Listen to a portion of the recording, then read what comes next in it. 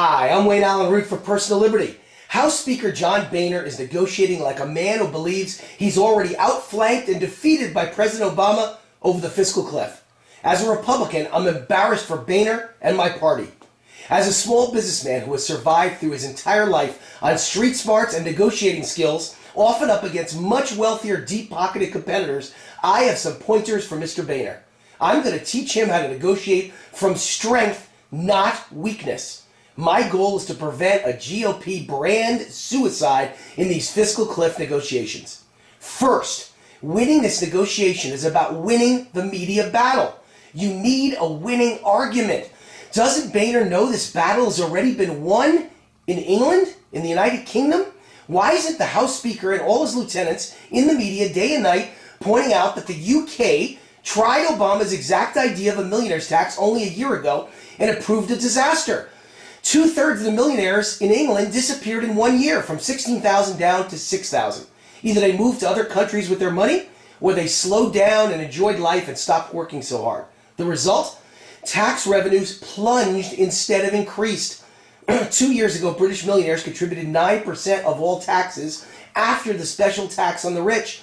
This same group produced 4.4% of all taxes. In other words, politicians damage the economy and prove that revenues go down with the same millionaire's tax that Obama now demands. There is no debate. The case is settled. The millionaire's tax is a proven failure. Get that message out before we kill our economy just like England. Secondly, winning this negotiation is about winning the public relations battle. Obama travels the nation, stopping in the homes of middle-class families and asking them how paying $2,000 in extra taxes would affect them. Brilliant! The face of the top 2% isn't a billionaire. It's a small business owner. It's a professional, a lawyer, a doctor, an accountant. It's a family farmer. The GOP needs to win over the American public by showing them the faces of small business that will be affected by higher taxes, just like Obama does with middle-class Americans. The GOP should purchase national TV infomercial time and introduce America to farmers who will lose their farms because of the new tax. Doctors who will lay off nurses, homeowners who will no longer pay the mortgage on their underwater home if they get hit with higher taxes or loss of deductions. Small business owners who, because of a tax increase, will lay off half their employees or won't be able to send their kids to college anymore. Show the voters real faces and real stories. I know people with every one of these stories, including me. Maybe Warren Buffett can afford a tax increase, but most small business owners are struggling to pay bills and keep their businesses afloat. We are hurting too. We cannot afford a tax increase. The rich that Obama's attacking, they aren't billionaires. They're you and me, small business. Why is it okay to present us with a tax increase for Christmas? Third, Obama claims this tax increase is just going back to Clinton-era rates. The GOP needs to take the offensive to debunk this misleading statement. I call it fraud. The Clinton economy was fueled by a GOP Senate and House that forced Clinton to cut spending, cut rules and regulations, lower capital gains taxes to encourage investment and create jobs, and end welfare as we know it. And the GOP Congress killed government-run health care too. There was no Obamacare in the Clinton era. The Clinton economy boomed because government spending and entitlements were smaller than today. Each time Obama demands Clinton-era tax rates, then John Boehner should say, sure, let's go back to the size of government spending and entitlements under Clinton.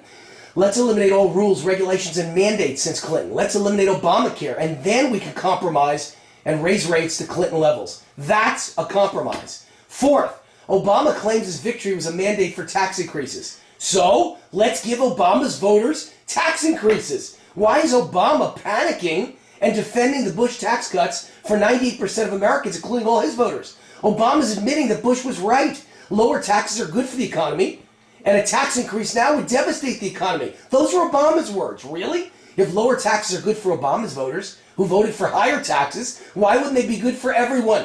This argument makes Obama look foolish, hypocritical. Boehner needs to take the offensive and take the battle to Obama. Fifth, point out that Obama created the fiscal cliff with $5 trillion in new debt. He's a spending addict. There is no tax problem. Taxes aren't low. Obama has more tax revenues than any president in history. He's just spent it all and then some. If high taxes work, why aren't the pigs, Portugal, Ireland, Italy, Greece, and Spain, all bankrupted and solvent? Why are they? And closer to home, why is Detroit an economic basket case? Why have over 1 million citizens escaped from California in just the past decade? There is no debate. This is already settled. Big government, big taxes, and big spending destroy economies. Lastly, let me give Speaker Boehner a hint about the art of negotiating. Obama already showed his hand a year ago. He asked for $800 billion in new taxes. This time he asked for $1.6 trillion.